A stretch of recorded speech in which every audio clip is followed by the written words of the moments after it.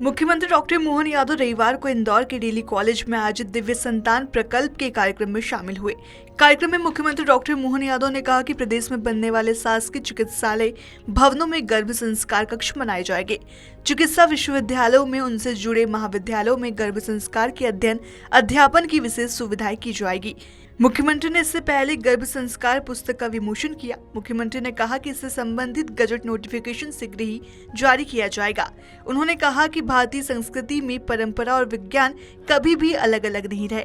हमारे 16 संस्कार में केवल धार्मिक व्यवस्था ही नहीं बल्कि जीवन को संतुलित, स्वस्थ और मूल्यवान बनाने की वैज्ञानिक पद्धति भी है। गर्भ के पल रहे शिशु को शारीरिक, मानसिक और आध्यात्मिक रूप से संस्कारित करना ही गर्भ संस्कार है। सीएम मोहन यादव ने इंदौर में मीडिया से बात करते हुए 2025-26 के बजट को जन कल्याणकारी, युवा रोजगारोन्मुखी और आत्मनिर्भर मध्य प्रदेश के लिए मील का पत्थर बताया। उन्होंने इसे प्रधानमंत्री के ज्ञान, गरीब, युवा, अन्नदाता, नारी शक्ति सूत्र पर आधारित बताते हुए कहा कि बजट गरीबों, किसानों और महिलाओं को सशक्त बनाने के साथ साथ विकास की गति को 21 गुना बढ़ाकर 42 लाख करोड़ के पार ले जाएगा। मुख्यमंत्री ने कहा कि बजट में विकास पर जोर दिया गया है। बजट को 21 गुना बढ़ाकर 42 लाख करोड़ से अधिक का ले जाना सरकार की तेज गति दर्शाता है, जिससे विकास की दर में तेजी आएगी। मुख्यमंत्री 30 लाख युवाओं के कौशल विकास के लिए 2 लाख करोड़ के पैकेज को ऐतिहासिक बताया। मुख्यमंत्री ने यह भी स्पष्ट किया कि यह बजट विकसित भारत के संकल्प को साकार करने के लिए मध्य प्रदेश के योगदान को सशक्त करेगा। लोगों को रोजगार मिलेगा। 6 लाख से ज्यादा कपास उत्पादक किसानों के लिए पूरा मालवा निमाड़ एक तरह से एक नई छलांग लगाने के लिए हमने पिछले समय उसका भूमि पूजन कराया। इससे इस बजट के माध्यम से वैश्विक स्तर पर कॉटन के कपड़े, रेडीमेड गारमेंट्स, सभी प्रकार के सेक्टर के लिए अनोखी और बहुत दूरगामी दृष्टि से नीतियां बनाई गई है, जिसका लाभ पूरा देश उठाएगा, मध्य प्रदेश उठाएगा। मुख्यमंत्री डॉक्टर मोहन यादव ने शनिवार को वीडियो कॉन्फ्रेंसिंग से प्रदेश के सभी कमिश्नर्स, कलेक्टर्स को संबोधित करते हुए कहा कि सभी कलेक्टर लगातार किसानों के साथ संवाद करें और मंडियों का निरीक्षण भी करें। कृषि कल्याण वर्ष में पूरा फोकस कृषि उत्पादों के लिए नए बाजार ढूंढने में हो।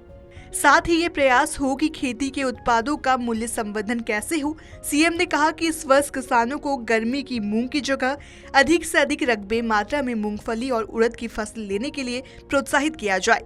कृषि उत्पादों के लिए पूरी कमिश्नल चैन भी विकसित की जाए। जलवायु, ऊर्जा और सतत कृषि को बढ़ावा देने के लिए ई विकास पोर्टल के बारे में जानकारी दी जाए।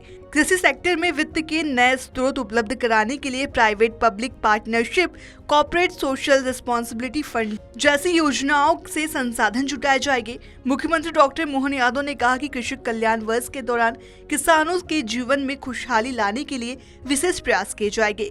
किसान रथ चलाया जाए, इसका शुभारंभ स्थानीय सांसद, विधायक एवं अन्य जनप्रतिनिधियों से ही कराए। उन्होंने कहा कि कृषि कल्याण वर्ष में किसानों से विभिन्न स्थानों पर निरंतर संवाद करें, उन्हें ग्रीष्मकालीन मूंग के स्थान पर आधिकारिक रकबे मात्रा में मूंगफली और उड़द की फसलें लेने के लिए प्रोत्साहित करें, प्रकृति पर आधारित जैविक खेती के लिए प्रोत्साहित करें, जलवायु, ऊर्जा एवं सतत कृषि को बढ़ावा देने के लिए ई विकास पोर्टल एवं किसानों को संतुलित मात्रा में जो भी उर्वरक का है उसके उपयोग के लिए जागरूक कराया जाए। आकांक्षी जिलों में चल रही प्रधानमंत्री धन धान्य योजना से आधिकारिक किसानों को लाभान्वित किया जाए। दलहनी और तिलहनी फसलों का उत्पादन क्षेत्र में बढ़ाने के लिए व्यापक प्रचार प्रसार किए जाए। मुख्यमंत्री डॉक्टर मोहन यादव के नेतृत्व में मध्य प्रदेश सरकार कृषि कल्याण वर्ष के तहत फरवरी में कई कार्यक्रम आयोजित करेंगी। फरवरी के पहले सप्ताह में डिंडोरी जिले में कोदो कुटकी का बोनस वितरण कार्यक्रम आयोजित किया जाएगा। प्रदेश के 16 से अधिक जिलों में कोदो कुटकी उत्पादन होता है। वर्ष 2025 में 2800 टन कोदो कुटकी की सास की खरीदी की गई। दूसरे सप्ताह में गुलाब महोत्सव आयोजित किया गया। तीसरे सप्ताह में 100% किसानों को आईडी पंजीयन तथा किसान उन्मुखी योजनाओं में एग्रीस्टेट से एकीकरण एवं निमाड़ क्षेत्र में किसी जिले में राज्य स्तरीय एग्रीस्टेट एवं डिजिटल कृषि प्रदर्शनी आयोजित की जाएगी। इसके तहत माह के अंतिम सप्ताह में कृषि मंथन के नाम से अलग अलग जिलों में 2 बड़े कार्यक्रम आयोजित किए जाएंगे। मार्च में राज्य स्तरीय सहकारी सम्मेलन के जरिए किसानों को नए कृषि ऋण देने के अलावा कृषक न्याय मित्र योजना के अंतर्गत लाभान्वित किया जाएगा।